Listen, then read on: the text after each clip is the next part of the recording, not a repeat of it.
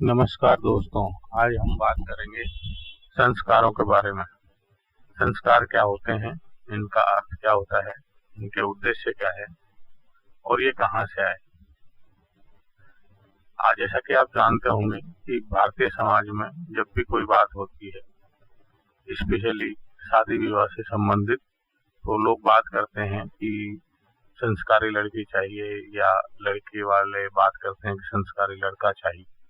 तो ये बेसिकली संस्कार क्या है और कहाँ से आए, इनके बारे में आज बात करते हैं। संस्कार के अर्थ के बारे में बात करें तो संस्कार शब्द का सटीक अर्थ किसी भाषा में नहीं है, परंतु हिंदी धर्म ग्रंथों के अनुसार संस्कार का तात्पर्य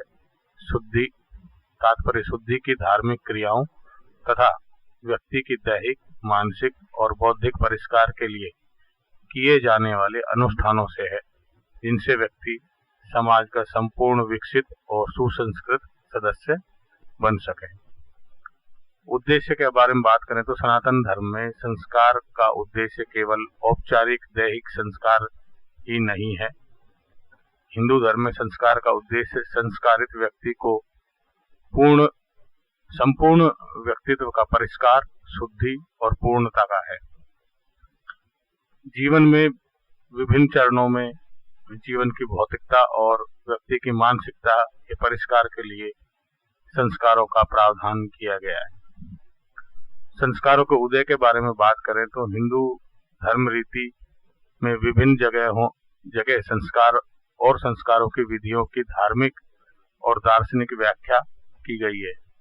अर्वाचीन धर्म ग्रंथों से बात शुरू करें तो संस्कारों का उदय वैदिक काल में हो चुका था।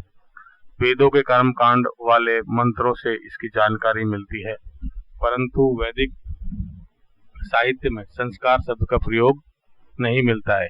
यहाँ तक कि ब्राह्मण साहित्य में भी इस शब्द का उल्लेख तो नहीं है, परंतु उपनयन और अंत्येष्टि सहित कई अन्य संस्कारों का वर्णन अवश्य मिलता है। इससे स्पष्ट है कि संस्कारों का उदय वैदिक काल में हो चुका था। अब बात करें संस्कारों की संख्या की, तो हिंदू धर्म शास्त्रों में संस्कार गृह सूत्रों और स्मृतियों आदियों में बताए गए हैं।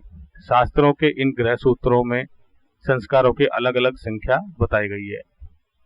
उदाहरण के तौर पर आश्वलायन गृह सूत्रों में संस्कारों की संख्या 11, पास्कर, बोधायन और वारा सूत्र में बात करें तो 13 तथा वैखानस गृह सूत्र में संस्कारों की संख्या के बारे में बात करें तो उसमें 18 बताई गई है।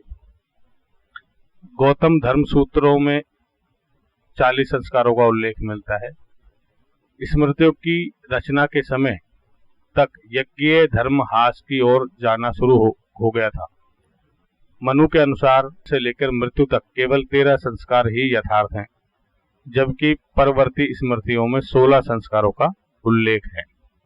व्यास स्मृति के अनुसार हिंदू धर्म में 16 संस्कार हैं, जो इस प्रकार है, जैसे कि गर्भाधान, पुंसवन, सीमांत, जात कर्म, नाम क्रिया, निष्क्रमण, अन्नप्राशन, वपन क्रिया, कर्णवेद, व्रतादेश, वेदारंभ, केशांत, स्नान, उद्वाह, विवाह, अग्नि परिग्रह और त्रेता अग्नि संग्रह। इस प्रकार के ये 16 संस्कार बताए गए हैं। 16 संस्कारों की विधियों के बारे में बात करें तो स्वामी दयानंद सरस्वती और पंडित भीमसेन शर्मा की 16 संस्कार विधि में 16 संस्कारों का उल्लेख है। प्रचलित हिंदू धर्म विधियों में 16 संस्कार ही लोकप्रिय हैं। हिंदू धर्म की आधुनिक पद्धतियों में 16 संस्कारों को ही मान्यता दी गई है। ये उल्लेख करना जरूर है कि गौतम ने 48 संस्कारों को मान्यता दी थी, फिर भी उनकी सूची में अंत्येष्टि संस्कार को सम्मिलित नहीं किया गया था। गृह सूत्रों से लेकर धर्म सूत्रों और स्मृतियों में संस्कार का कोई उल्लेख नहीं है। अंत्येष्टि को शुरुआत में एक अशुभ संस्कार माना गया था और इसे अन्य शुभ संस्कारों के साथ नहीं रखा गया था। मेरी व्यक्तिगत राय में यह धारणा भारतीय दार्शनिक परंपरा के अनुकूल प्रतीत नहीं होती। हालांकि इस धारणा का समर्थन करने वाले मत के अनुसार मृत्यु के बाद व्यक्ति के संस्कार का कोई अर्थ नहीं रह जाता। आध्यात्मिक महत्व की अगर बात करें संस्कारों के बारे में, तो जिस प्रकार आध्यात्मिकता हिंदू धर्म का अभिन्न अंग है, उसी प्रकार हिंदू धर्म में संस्कारों का आध्यात्मिक महत्व होता है। संस्कार जीवन की आत्मवादी और भौतिकवादी धारणाओं के बीच मध्यम मार्ग का काम करते हैं। संस्कार एक प्रकार से आध्यात्मिक शिक्षा के क्रमिक चरणों को दर्शाते हैं। संस्कार विधियों के माध्यम से व्यक्ति को अपनी देह को अध्यात्म से जोड़ने का माध्यम प्राप्त होता है। इनके उद्देश्य की बात करें तो हिंदू धर्म में संस्कारों का भौतिक उद्देश्य भी होता है। प्राचीन काल में पशु, संतान, दीर्घ जीवन, संपत्ति, समृद्धि, शक्ति और बुद्धि की प्राप्ति हेतु प्रमुख भौतिक उद्देश्य थे। हिंदू धर्मावलंबियों का विश्वास रहा है कि प्रार्थना और पूजा अर्चना के माध्यम से देवता याचक की इच्छा को जान लेते हैं और उसको पूरा करते हैं। वैज्ञानिक विवेचना के को माने तो हिंदू धर्म रीति के लोकप्रिय 16 संस्कारों का संबंध न केवल अध्यात्म से है, बल्कि इनका वैज्ञानिक महत्व भी है। और आइए हम और आप मिलकर जानते हैं कि हिंदू धर्म के 16 संस्कारों और उनकी वैज्ञानिक विवेचना क्या है। क्योंकि बताया गया है कि हिंदू धर्म जो है वो विज्ञान पर आधारित धर्म है, और ये हम संस्कारों की विवेचना में जानेंगे कि उनका आधार क्या है, वैज्ञानिक आधार क्या है। ये हम आपको 16 संस्कारों की विवेचना करके आपको प्रथम संस्कार है गर्भाधान संस्कार। गर्भाधान संस्कार की प्राप्ति के लिए होता है किसी व्यक्ति का गर्भ में किस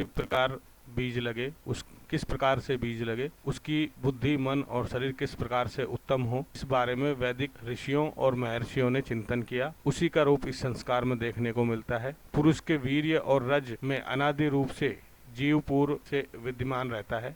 गर्भाधान संस्कार से यह सुनिश्चित किया जाता है कि वीर्य और रज शुद्ध बने रहें। इसके लिए ऋषियों ने बताया है कि पद चलन, दूसरे व्यक्ति से प्रेम करने वाली, किसी प्रकार की बीमारी से ग्रसित, क्षुद्र अवस्था में अर्थात गुस्से में किसी भी व्यक्ति को इस प्रकार की महिला से संबंध नहीं बनाना चाहिए, क्योंकि इस प्रकार के दोषों से होने वाली संतान पूर्ण रूप से स्वस्थ होने में शंका रहती है। इसलिए उसी स्त्री से संतान उत्पन्न करें जो पूर्णतया इन मानकों पर, इससे उत्पन्न होने वाली संतति का आगंतुक और प्राकृतिक दोषों पर कोई बुरा प्रभाव नहीं पड़ता है।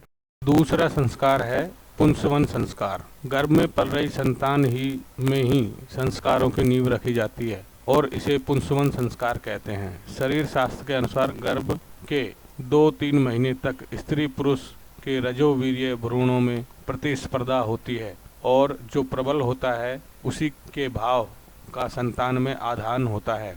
इसीलिए मस्तिष्क विकसित होने वाली इस अवधि में भ्रूण के पोषण और बल के लिए मंत्रोच्चार के साथ गर्भवती स्त्री को वट, शुंग, कुश तथा दूर्वा का रस दाहिनी नाक से प्रवेश कराया जाता है। नाक के छिद्रों का शरीर की नसों के साथ संबंध होता है, जिससे रक्त प्रवाह होता है।